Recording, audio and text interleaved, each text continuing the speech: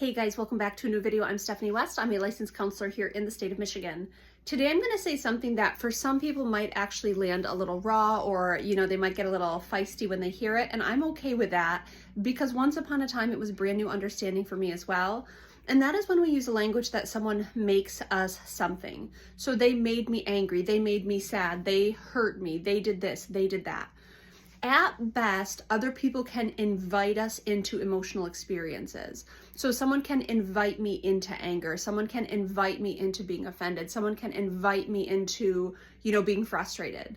But they can't force my hand to land at anger, at frustration, at overwhelm, or whatever we're saying they've induced in us. They haven't. They've invited us.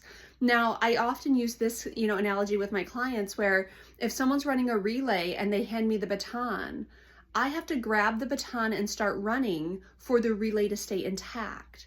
The same is true when someone hands me some sort of thing that can incite me or invite me towards anger, frustration, offense, whatever.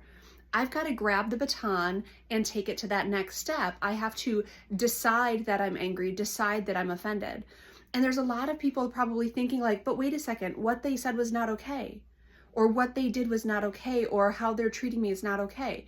I'm not disagreeing with the fact that it's okay or not okay. What I'm saying is we have a choice with our emotional response. Now, do we have a choice with the kind of internal roilings that go on? Sometimes no. Sometimes something is activated in us, something that's, I have a wound that predates this situation. And so when I feel dismissed or unheard or frustrated or what have you, I am being invited into a big response. But if I take up that invitation, I'm the one who's now contributing to that particular response in my body, to that particular response specifically in my behaviors. It's really tough to wrap our brains around it.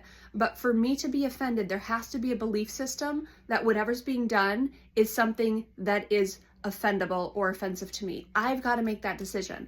And if I choose to be less offended, I can grow in strategies, I can grow in skills, I can grow in the ability to put space and distance between other people's actions and behaviors and my responses to those behaviors.